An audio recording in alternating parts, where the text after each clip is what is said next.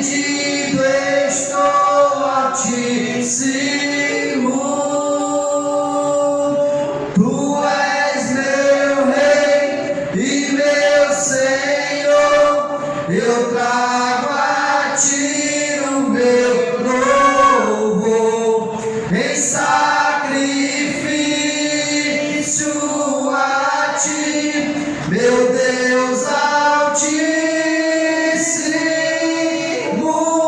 por tudo que fazes por mim, as minhas mãos elevo a ti. Eis-me aqui, rendido estou a ti, Senhor. Amém. Podem sentar, igreja.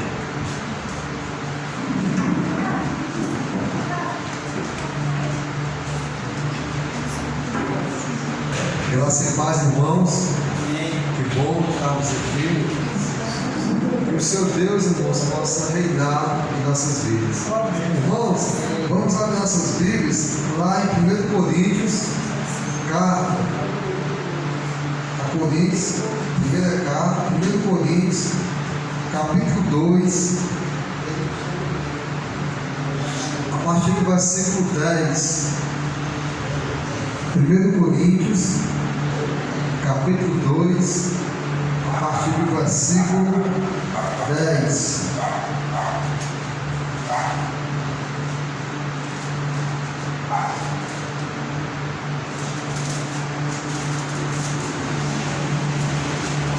Coríntios, capítulo 2, a partir do versículo 10. 2, versículo 10 em diante. Diz assim a palavra de Deus, versículo 10.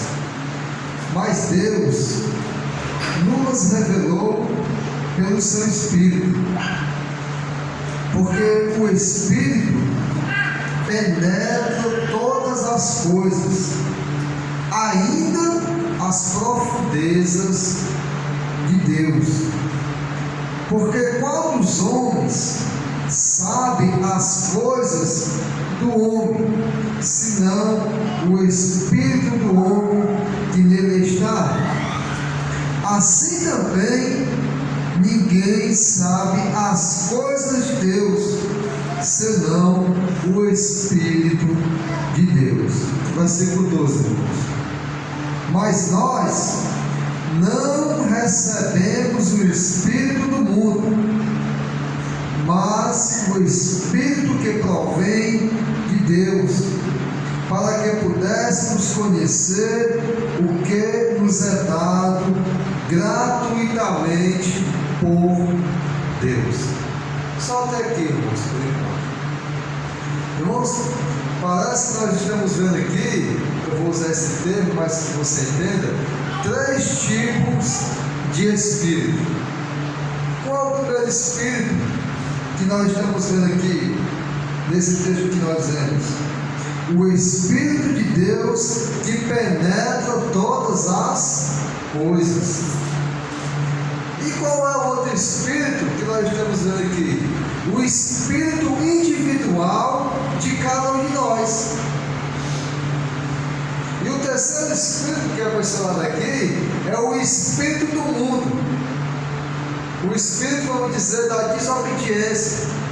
O espírito de qual esse não foi o que nós recebemos.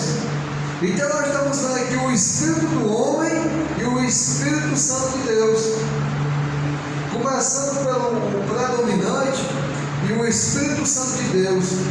O Espírito Santo de Deus é revelado no decorrer de todas as Escrituras. Lá em Gênesis, bem no comecinho, o que é que fala lá? E o Espírito de Deus pairava sobre as águas, ou se movia sobre as águas. Então, o Espírito está desde a criação de todas as coisas. O Espírito também está na nova aliança, quando Jesus promete que iria vir outro Consolador. Espírito Santo. Em Efésios fala que o Espírito Santo é a garantia, é o nosso penhor da nossa salvação.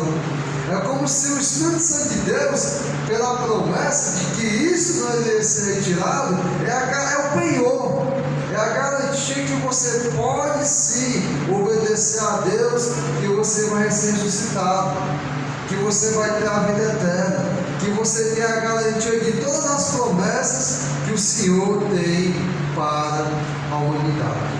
Esse é o Espírito Santo de Deus, que penetra todas as coisas, o Espírito da promessa, o Espírito incorruptível, porque ele é o próprio Espírito Santo da pessoa de Deus.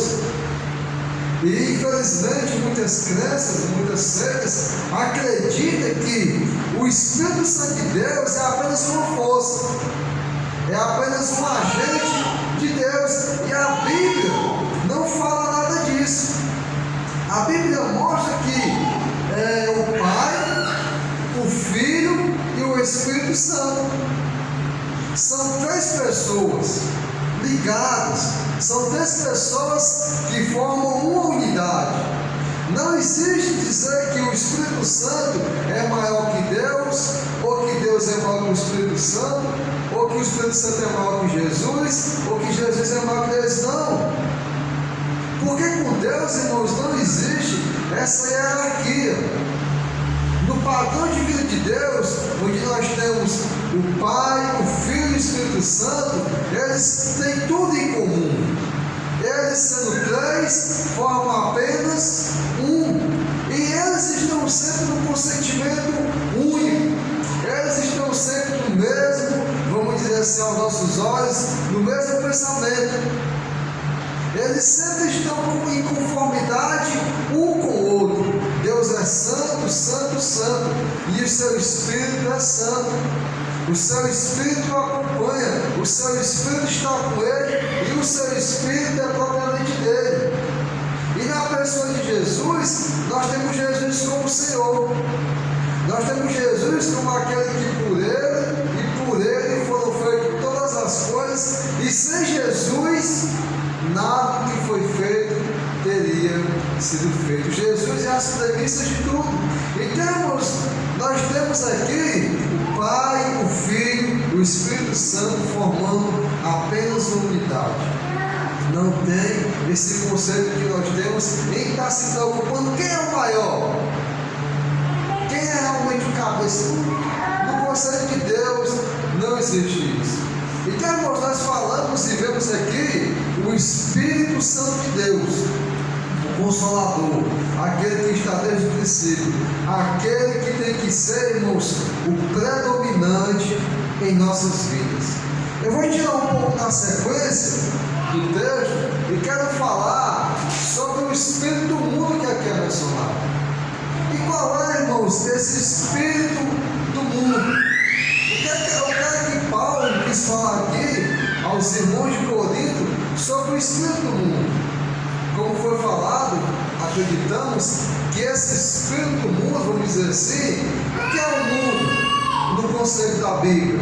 O mundo é as pessoas, o mundo é o que existe, os principados e potestades.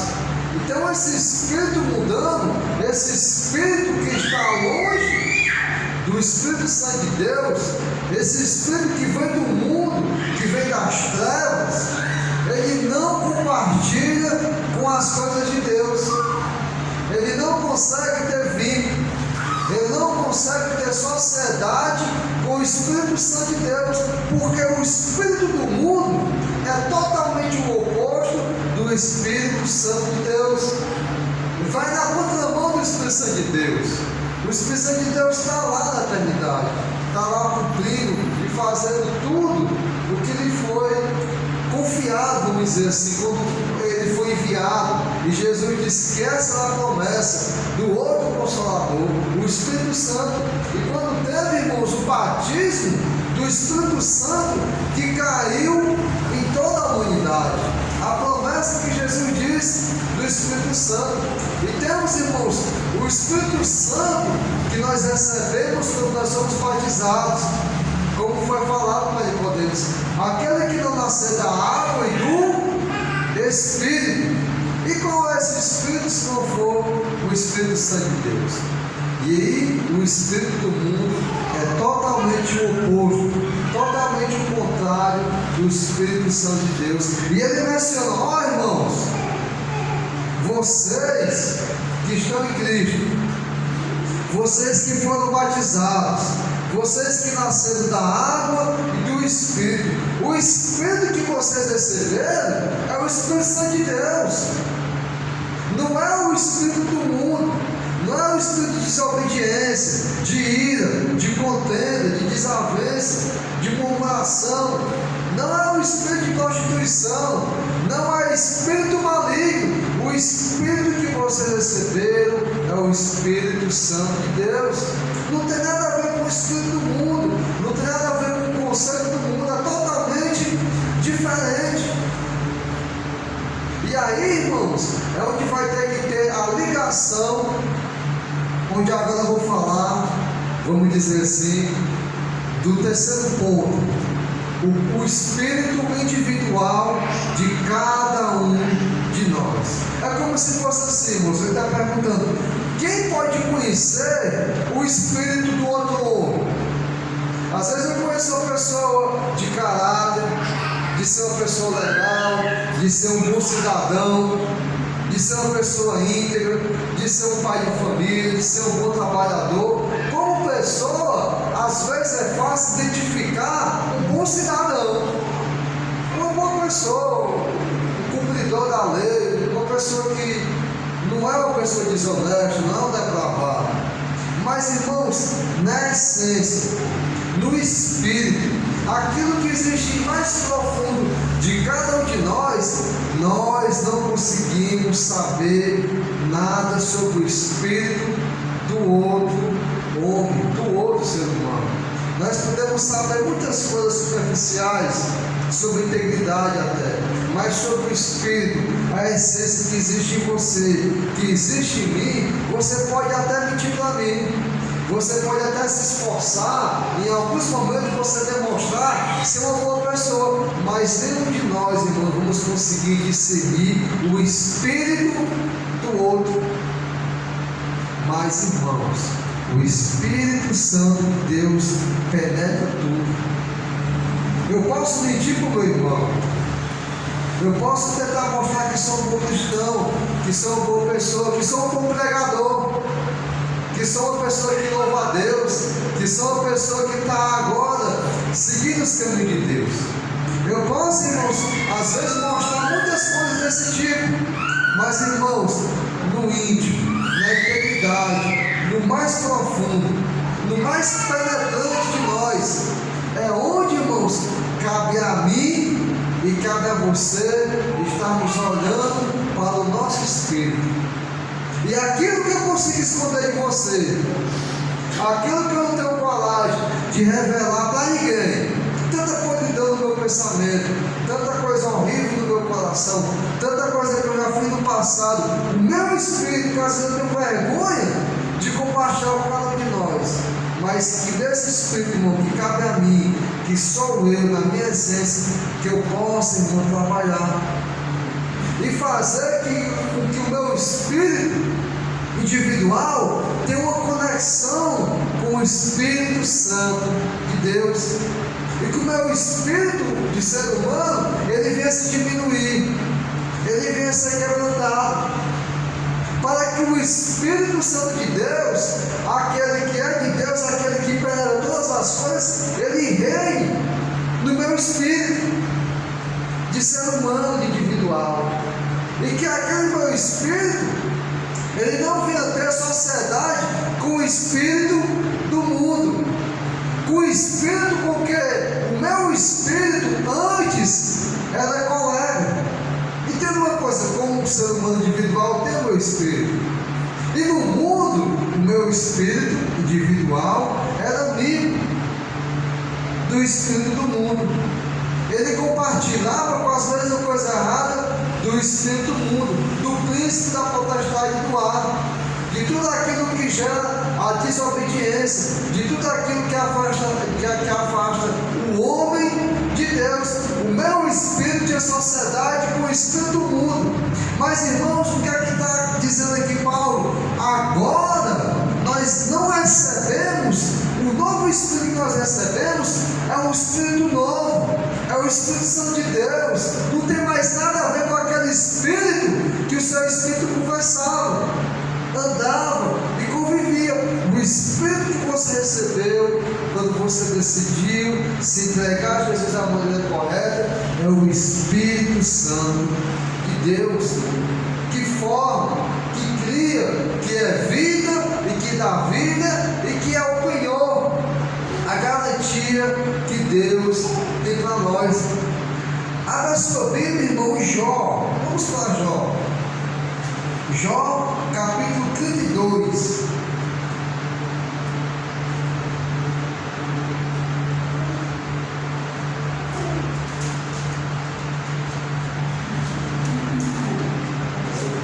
Perdão, irmão, 33. Jó, capítulo 33. Jó fica ali perto de Salmos, antes um pouco colado. Jó, capítulo 33, o versículo é 4. Jó 33, versículo 4. Diz assim: o Espírito de Deus me fez, e a inspiração do Todo-Poderoso me deu vida. Então, irmãos, que possamos entender e compreender que nós somos formados, como aqui dessa declaração de Jó, fomos feitos pelo Espírito de Deus. É como Paulo falou lá, o Espírito que vocês receberam não foi o Espírito do mundo. O Espírito, irmão, que me formou, ele formou na promessa do Senhor, foi o Espírito Santo de Deus, e que nele mesmo, nesse Espírito, é o penhor, é a garantia que nós temos da redenção, da salvação, da ressurreição dos mortos. Hoje, irmãos, infelizmente é difícil nós procurarmos entender, aprender sobre o Espírito Santo de Deus, que é tão importante em nossas vidas. O Espírito que tem o seu próprio fruto. Se lembra? É do Espírito que vem o fruto que todo cristão tem que ter. E qual é o fruto? Se não é o amor, a longanimidade, o domínio próprio, a mansidão, a alegria, o gozo. Então, irmãos, é do Espírito que vai vir o fruto que será necessário para cada um de nós. Quando o Espírito de Deus que penetra em nossas vidas e reina em nós e envolve todo o nosso ser e ele prevalece, sabe o que é que vai acontecer em nossas vidas? Nós vamos dar o fruto de quem? Do Espírito Santo. Nós só podemos, irmãos, dar esse fruto que vem do Espírito Santo quando o Espírito Santo estiver reinando em nossas vidas e o meu espírito diminua. O meu espírito vai ser o receptor e não o espírito predominante, porque às vezes, irmão, existe um combate do meu espírito contra o Espírito Santo de Deus. O meu espírito às vezes quer ser o melhor, quer ser o que predomina, quer ser o rei, quer ter a razão. E sabe o que foi que Jesus falou para isso? Lá em Mateus, vamos abrir lá em Mateus capítulo 5. Olha o que é que Jesus fala para o espírito do homem, não o Espírito Santo. Mateus capítulo 5.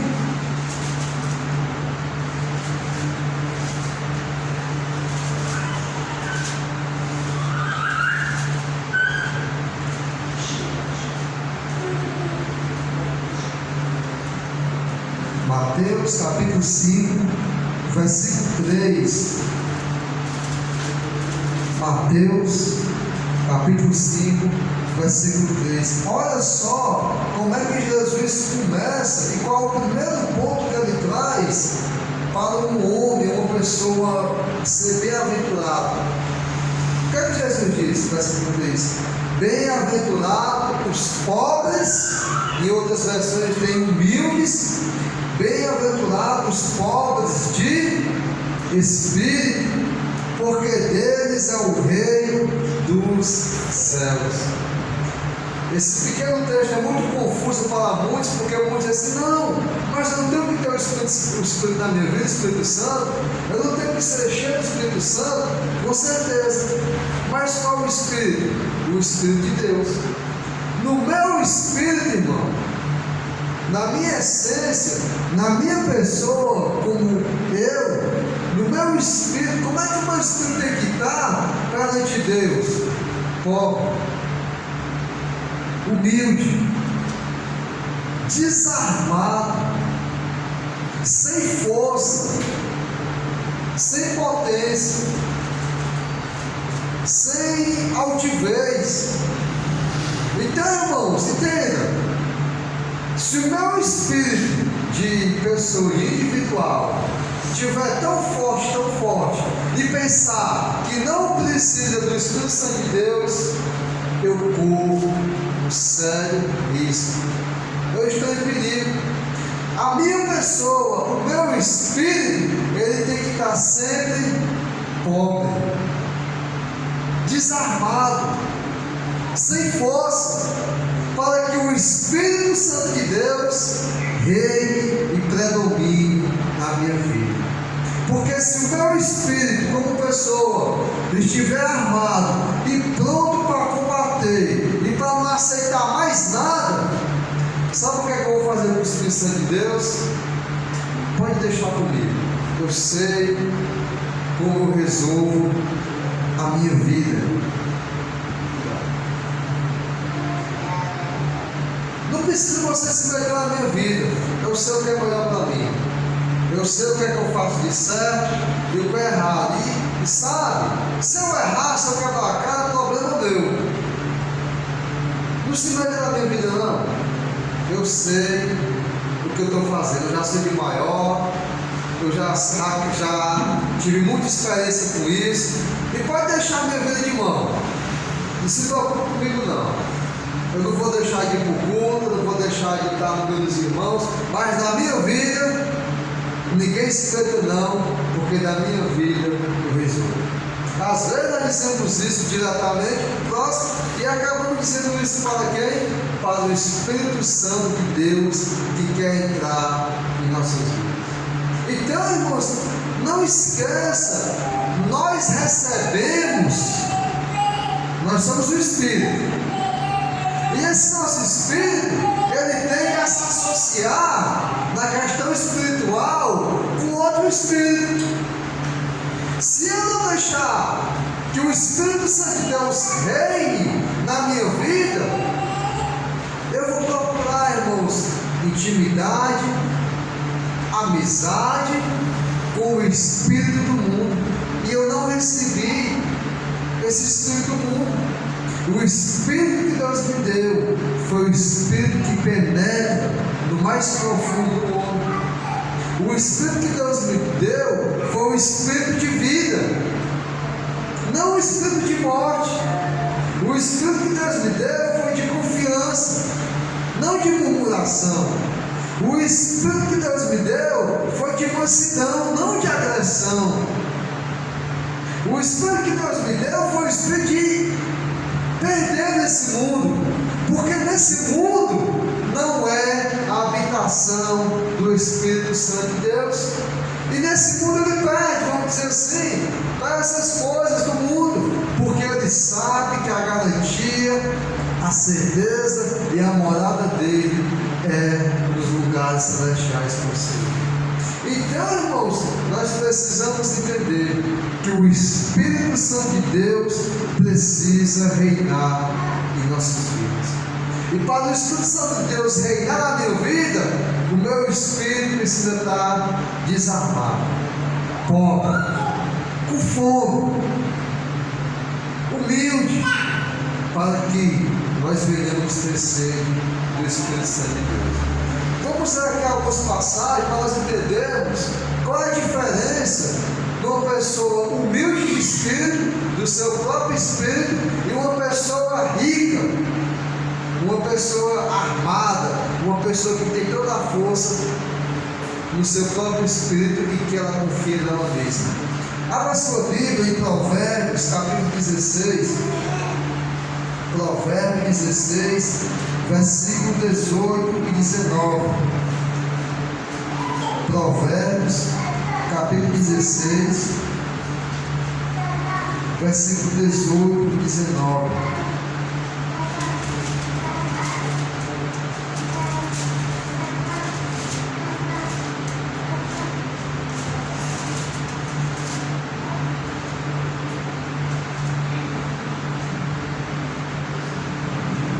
Provérbios, capítulo 16, versículo 18 e 19. Olha só, irmãos, o que é que diz. A soberba, olha só, a soberba a soberba precede a ruína, e a altivez de espírito precede a queda.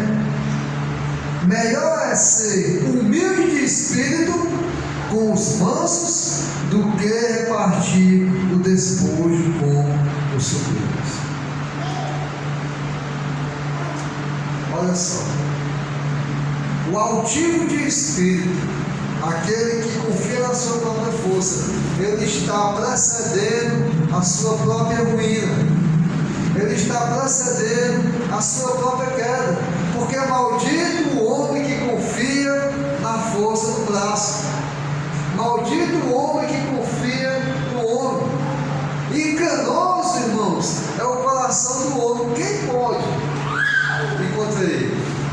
Então, irmãos, o altivo de espírito ele é totalmente contrário do humilde de espírito, porque o altivo de espírito, ele nunca, se ele continuar sendo altivo de espírito, ele nunca vai conseguir perdoar, porque ele tem sempre o quê? A razão.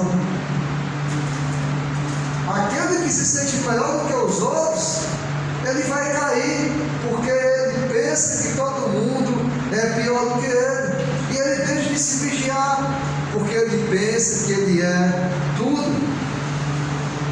O altivo de espírito, ele nunca vai querer acordo, ele nunca vai querer pedir perdão, porque é uma pessoa o quê? Orgulhosa. O altivo de espírito nunca vai dar errado.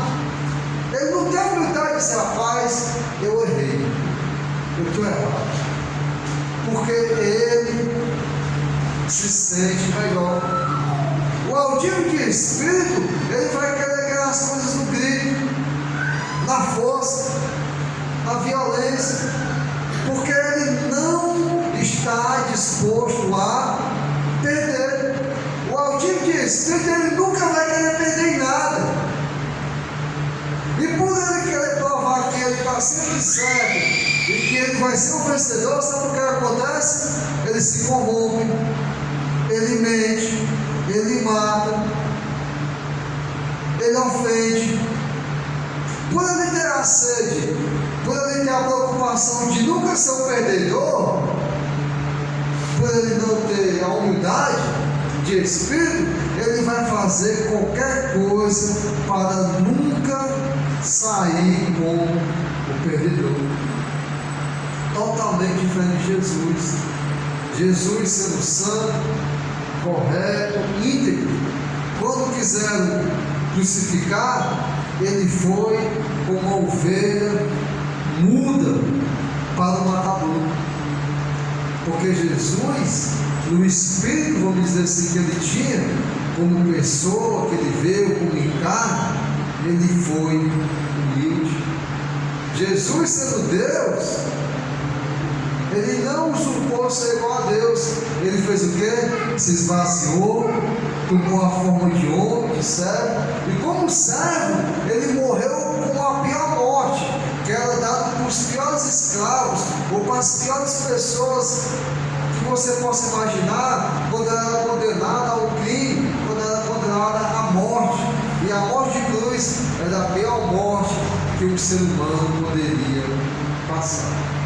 Então, irmãos, nós temos exemplos de pessoas que são altivas de espírito e pessoas que são humildes. Saul foi o primeiro rei de Israel.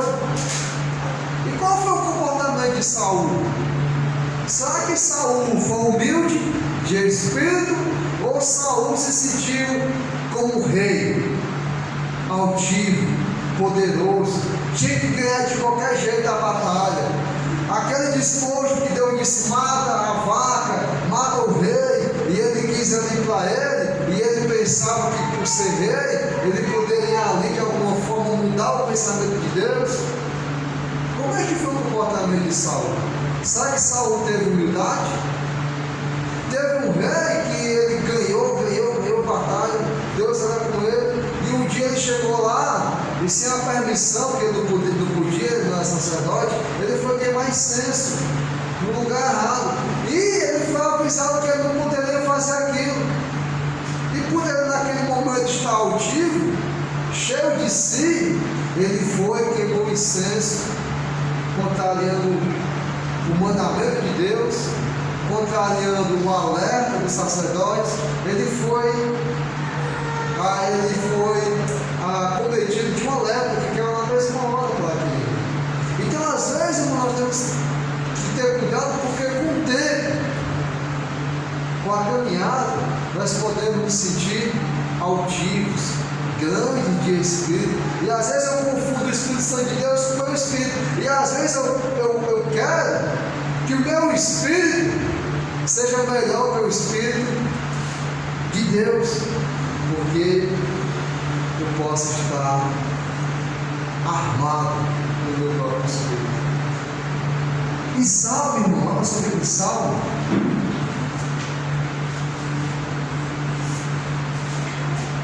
34, versículo 18, é bem pertinho do Provérbios. Salmo 34, 18.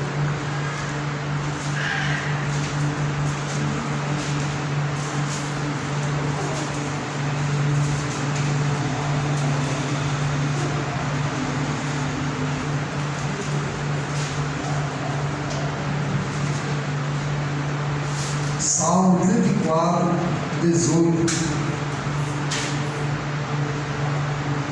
Olha só. Perto está o Senhor dos que têm o coração quebrantado, e salva os contritos de espírito. Quem é que Deus vai conseguir salvar? Os altivos de espírito? Os soberbos, os que são sempre donos da razão? Para quem vem a salvação? Para os quebrantados, para os contritos de espírito. Então, irmão, Jesus, quando foi dar o Sermão do Monte, o pontapé inicial, aquilo que era mais importante, o cabeçalho, a introdução de tudo, para ele falar que tinha que ser manso para você ser feliz, que tinha que chorar, que tinha que ser humilhado, que tinha que passar por várias coisas. Tudo isso, irmão, só vai passar e aceitar aquele que é contrito de espírito, aquele que é humilde de espírito. Porque quando nós somos, irmãos, humildes de espírito, nós vamos buscar força no Espírito Santo de Deus. Quando nós pensamos que nós somos o dono da razão, os mais perfeitos, e que nós não pensamos de mais nada, sabe o que é que nos espera, segundo a Escritura? A ruína e a queda. Para os altivos de espírito, irmãos, o o que precede, o que está à sua espera, é a ruína e a queda. Mas o conteúdo de coração, de espírito, o humilde de espírito, ele vai ser uma pessoa feliz, bem-aventurada. Ele não vai ter problema. Quer brigar? Brigue só. Você está com razão? Tudo bem. Você está errado, mas quer botar tudo em mim? Tudo bem. Na verdade, porque às vezes a gente perde a unidade de espírito quando nós somos acusados por uma pessoa que na nossa mente é pior do que nós, a gente perde o controle. Quando nós somos apontados, irmãos, ou acusados por uma pessoa que está nos defamando, por uma pessoa que está falando mal de mim por mentira, às vezes a gente perde o controle. Mas vamos lá, irmãos, com Jesus, quem é que tinha razão de acusar Jesus? Jesus estava errado? De forma nenhuma. Mas Jesus, como humilde, ele foi como ovelha vaidura para o matador. O que vai, irmãos, nos transformar a cada dia é quando nós sempre e cada dia, a cada momento estivermos dispostos a estar desarmados de espírito, do nosso espírito, pobres de espíritos, contritos. Precisamos disso, irmãos, para que o Espírito Santo reine. Precisamos, irmãos, nos esvaziar de nós mesmos. Precisamos, irmãos, perder. Precisamos deixar que todo mundo vença em cima de mim. Precisamos deixar que as pessoas nos façam de otário, de besta, assim, sabe? Porque tem pessoas que dizem assim: não, irmão, peraí, eu estou na igreja, sou cristão, mas quem me fazer de besta, irmão, aí não, eu não vou perder minha razão, não. Mas não foi assim que Jesus ensinou. Querem tomar a tua razão? Deixa. Querem te prender? Querem te defamar? Querem te matar? Deixa. Deixa. Porque quem cuida de você, irmão, é Deus. Quando eu e você procuramos com as nossas forças segurar a nossa imagem, a nossa reputação, quando nós procuramos com nossas forças mostrar que nós estamos certos e o outro é errado, irmãos, nós esquecemos de Deus. E aí nós vamos confiar em quem? Em nós mesmos. E maldito o homem que confia na força do próprio braço. O que o Senhor espera de mim